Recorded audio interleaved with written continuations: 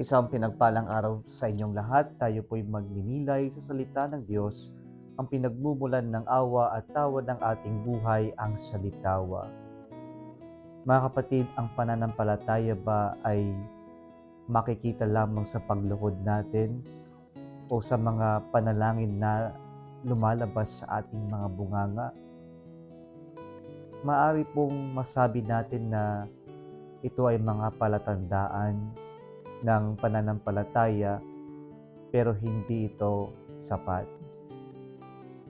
Sa araw po na ito, mga kapatid, binibigyan tayo ng ating mga pagbasa ngayon ng mga konkreto na kailangan nating gawin o pwede nating gawin para lang po tayo ay mapalalim sa ating relasyon o pananampalataya sa Diyos.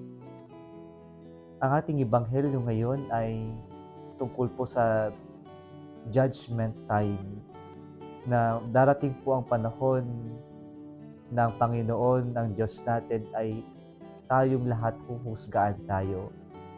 Pero hindi lang tayo huhusgahan ng Diyos base sa ano ang ginawa natin, ngunit maski yung mga hindi nating nagawa, pero kaya naman nating gawin o kaya naman may kakayanan tayong gawin. Sa ebanghelyo natin, narinig natin yung talinhaga ng paghihiwalay ng mga tupa sa kambing. Yung mga tupa, sila yung mga naging tapat sa Diyos. At yung mga kambing, sila yung mga hindi naging tapat sa Diyos.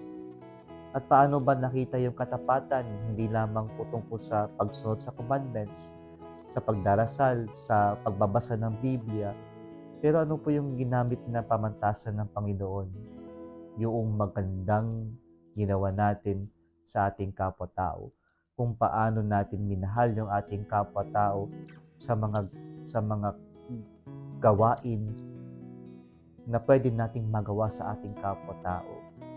Maski po sa ating unang pagbasa ngayon mula sa libro ng Leviticus, makikita natin na nagbigay ito ng mga kailangan nating gawin, hindi lamang sa pagmamahal natin sa Diyos, pero sa ating pagmamahal din sa ating kapwa-tao. Kaya po magiging kalugod-lugot at karapat-dapat tayo sa kaharian ng Diyos kung isinasabuhay natin yung habilin ng Diyos na mahalin natin ang ating kapwa-tao gaya ng pagmamahal na ipinaramdam o ipinakita ng Diyos sa ating lahat.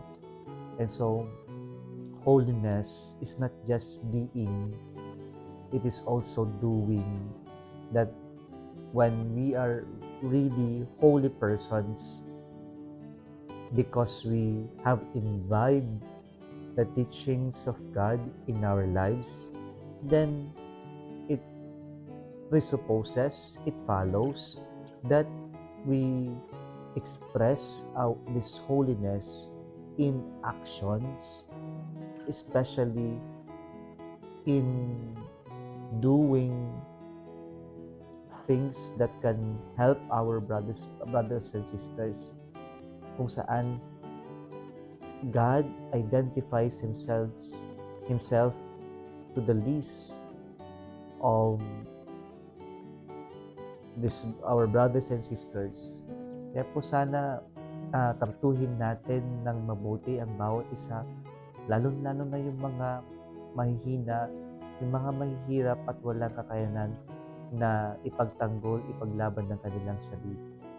Sapagkat sa kanila natin may papahayag, may papakita na tayo ay tunay na tagapasunod ng ating Panginoong Jesucristo. Kung nagustuhan mo ang video na ito, huwag kalimutang mag-like, i-share at mag-subscribe sa Salitawang Facebook page and YouTube channel. Muli isang pinagpalang araw sa inyong lahat.